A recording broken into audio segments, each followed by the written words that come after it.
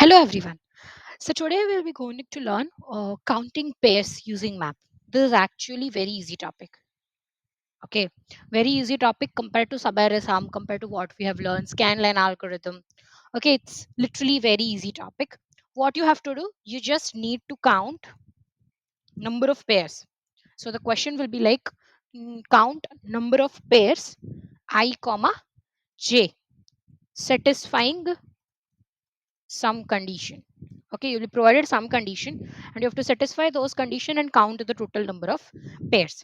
uh, just to give you a brief idea, let me give you one example. So it will be asked like find pairs where j minus I is not equal to nums j minus nums I. Okay, now how many total such pairs we can find, how many total pairs we can find in nums of size n, how many total number of pairs you can find. So let's say this is the array 1, 2, 3, 6, 7, 6, 5, 4. Okay. Then you can find total how many number of pairs. You can find 1, 2, 1, 3. Okay. 1, 4 and so on. Similarly 2, 3, 2, 4 and so on. Okay. So how many total such number of pairs we can find in a general in an array of size n? It will be total number of pairs will be n plus 1 by 2. So let's say here the size is 1, 2, 3, 4, 5, 6. So you can find 6 into 5 divided by 2, which is 15 total pairs. So with 1, 1, 2, 3, 4, 5, 6, 7, 8, 9, 10, 11, 12, 13, 14 and 5, 4 is last 15th pair. So total pairs is n plus 1 by 2. Okay, now we are in this example, it's given that j minus I not equal to nums j minus nums I. So one thing you have to keep in mind is make I terms together and j terms together while calculating answer for j. Find number of pairs or find number of pairs only, find number of pairs in map for I and store jth value in map. Okay, what does this mean?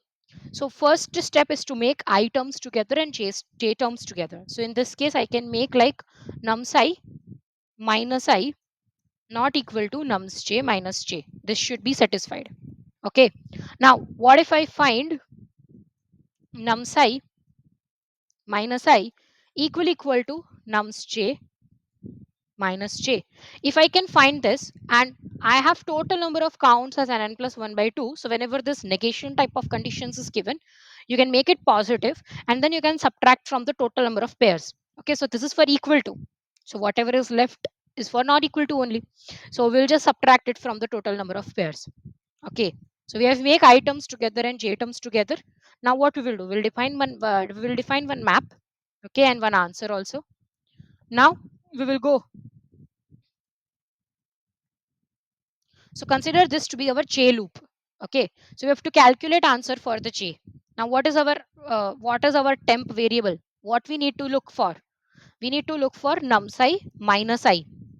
Okay, so whatever we have got until now, we have stored that in the map. Until now whatever we have got, we have stored that in the map. So all those will be counted with this ith index, or all those which we have traversed previously and we have stored in the map will be counted with this. So we'll just add this calculated part, this temporary part which we have calculated from the map. And now what we will do, we will increment this. Okay, now we can add this new value also, whatever we have got. Okay, so let's say your example, we will take this only 1 2 3 6 5 4 only 1 2 3 6 5 4. I'm not sure we'll get any answer or not, but let's say first we are here. So what will be our temp? 1 minus 0 will be 1 only. So initially nothing is there in the map, so no answer will be added. Now our temp will be 2 minus 1 will be again 1. Now we have stored already 1 in our map, right? So this is our map, I am storing it over here. So we have stored 1 1 means 1 has come one time, that we have stored. So when 2 will come, it will count the pair with the previous one. So 1, 2 is the pair and it's true pair, right? Why? Because 1 minus 0 is equal to 2 minus 1, correct? So it is counted. We are actually counting for positive counts, okay, for positive values. And now we will store this one, we will increment its frequency, whatever is there. Now came 3. So 3 minus 2 is again 1. So how many ones count we have? 2. So it can make pair with 1 also and it can make pair with 2 also. So 1 3 and 2 3 both can be valid pair for this condition satisfied. So that could be added and this became 3 now. Now came 6. So 6 minus 3 will be 3. It's nothing there. Okay. 5. So 5 minus 4 will again 1. 5 minus this index will be 4. So it will be again 1. And this 3 has come over here, which we have got for 6. 6 minus 3. Okay. 5 minus 4 again 1. So this 3 counts will be added here. 1 5, 2 5, 3 5. This 3 pairs it can form, and we will increment its difference if it's already there in map by 1. And then 4 minus 5 minus 1. So it's not there. So we will just put minus 1 with 1, but it will not count it because we do not have any minus 1 key already in the pair. So your answer will be what? Initially you got uh, initially for 1 you got, for 2 you got 1 pair, for 3 you got 2 pairs, and for 5 you got 3 pairs. So your answer will be 3 plus 2 5 plus 1 6 pairs, and total number of pairs are 15. So 6 satisfies this case. So 15 minus 6, 9 will satisfy opposite case, and it's your answer. Okay. You'll have so much many number of questions I can give you in the description. You can go through it. Okay. But one thing you have to notice, first calculate answer. Okay.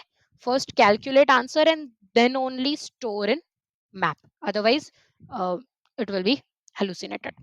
Fine. I can give you another example. Let's say it is given like num_psi, okay, plus reverse of nums_j is equal to nums_j plus reverse of num_psi. This condition should be satisfied and you have to find total number of such pairs.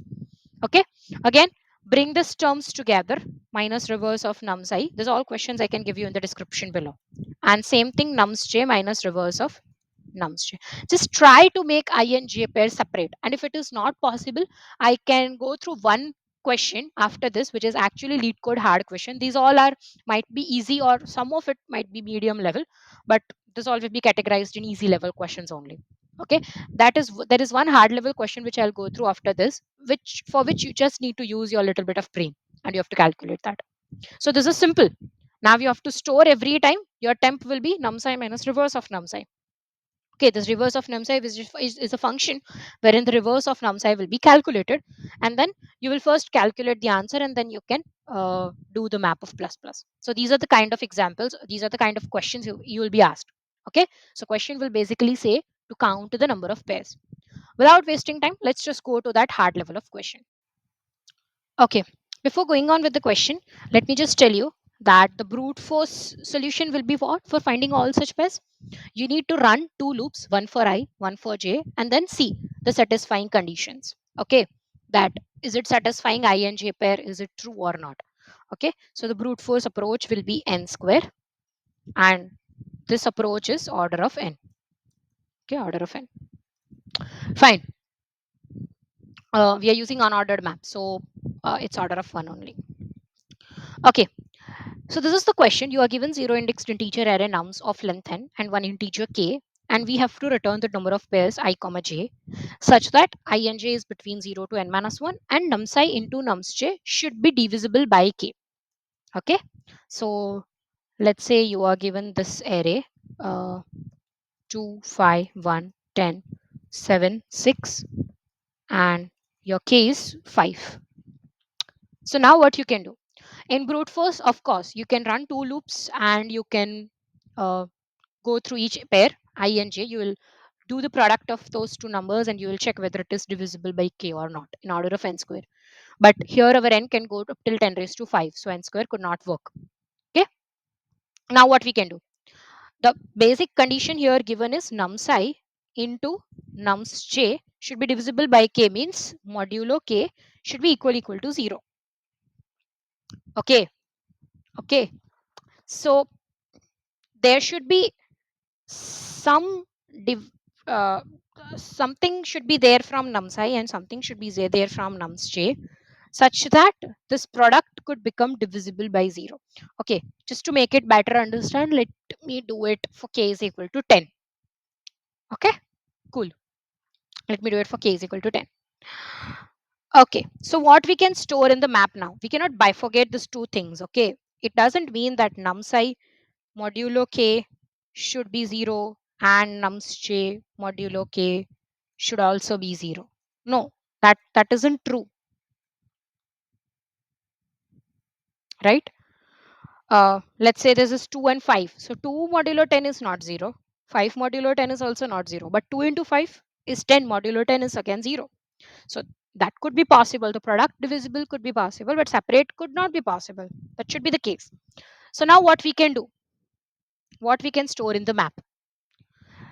So we can actually store the GCD of the number. Okay, so the catch here is to store GCD of a number and what?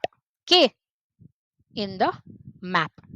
So every time we are traversing this thing, okay, we will store the GCD. Now the GCD could not exceed what could be the maximum GCD of the K. Uh, uh, the total number of what we can say GCD of some number with the K, it will not go more than log K times. It will not go more than log K times. Okay, so we will store the GCD and then we will apply the same brute force approach, but by storing the GCD in the map, not by storing each number in the map. Okay, what do I mean to say? Just be here. So we'll go through each. Okay, we will find one GCD. So in STL, we have this function in C++ underscore underscore GCD to directly find the GCD of two numbers. So I'll find the GCD of whatever my nums I and my k is there. I'll do the GCD of both of this. Now in the brute force, what you will do? You will go to all the elements stored in the map and we will check for what? If this element, so element dot first is the key and our current element, okay, is this product modulo k is coming as 0 or not. If it is coming, we can take all the frequency of that number in our this thing. Okay, and after coming out, we will store the GCD, not the actual number. So when we will traverse this for auto ampersand element in map, how many elements will be there in the map? Whatever is the maximum number of GCD counts, which is nothing but log k only. So your time complexity will be order of n into log k. Now how it works, let's just go through it, how it works. So your array is given as 2, 5, 1, 10,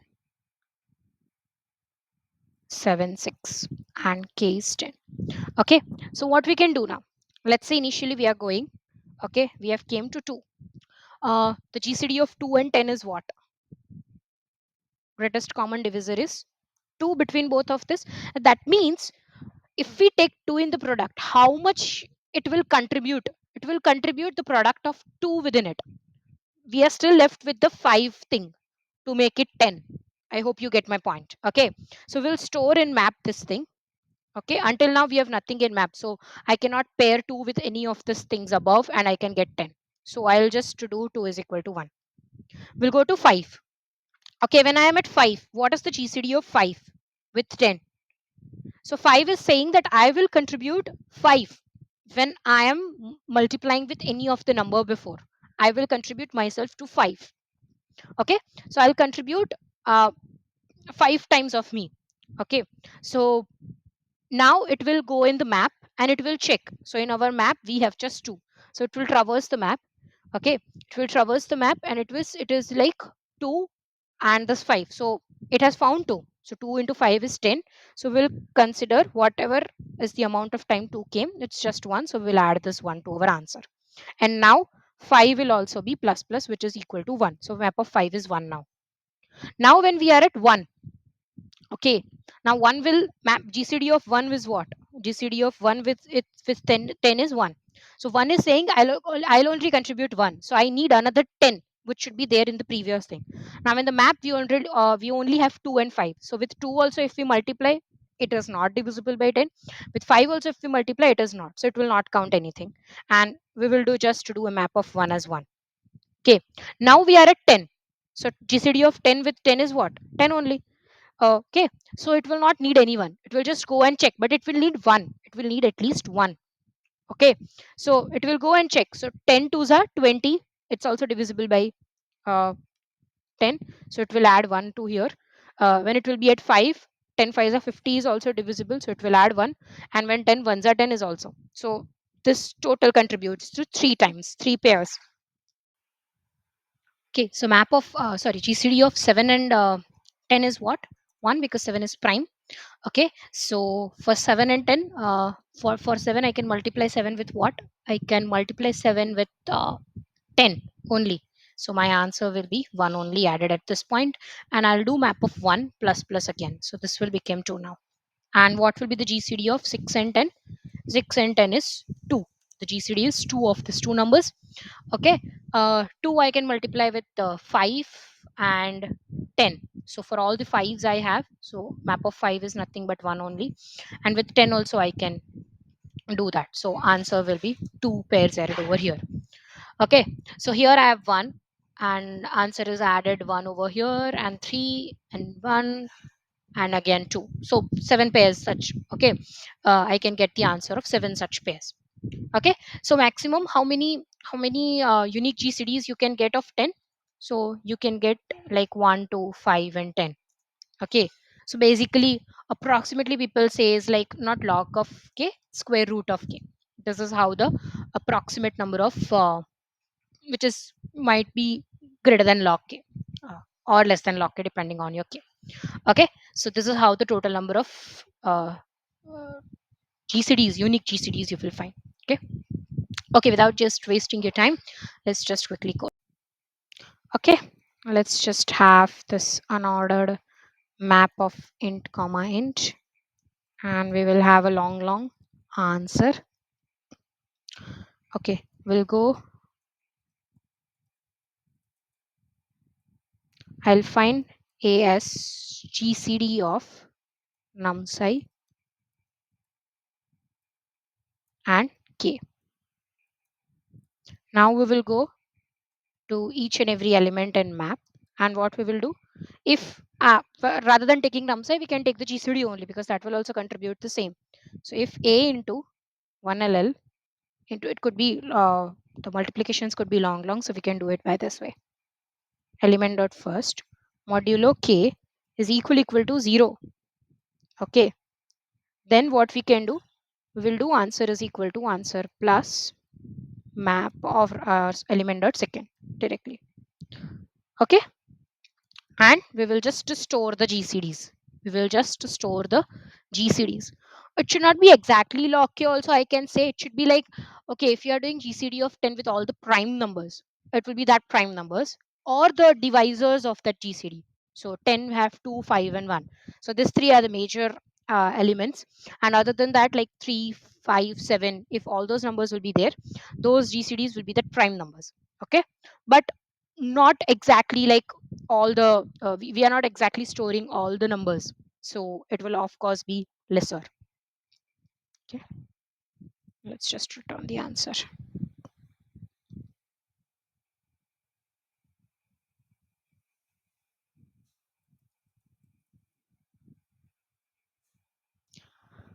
Fine, I think we are good to go with this. Okay, so with this I have completed the prefix sum play. Now the next I'm going to start is with the sliding window. It will not be the basic sliding window. I'll tell you from today only, if you want to go and watch that sliding window, which I'll be starting from the tomorrow or might be 2 days later, you just go and watch the playlist of Aditya Verma of sliding window. I have preferred that during my interview preparations. Okay, it will cover all the basic things which you need to know.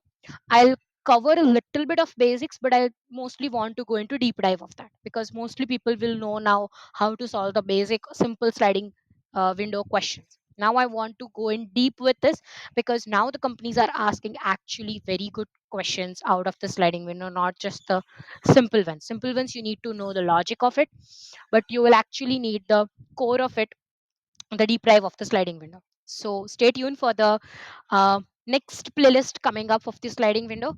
And if you have liked this playlist of prefix sum, if you have learned a lot out of it, do share and subscribe. Okay, thank you, have a good day.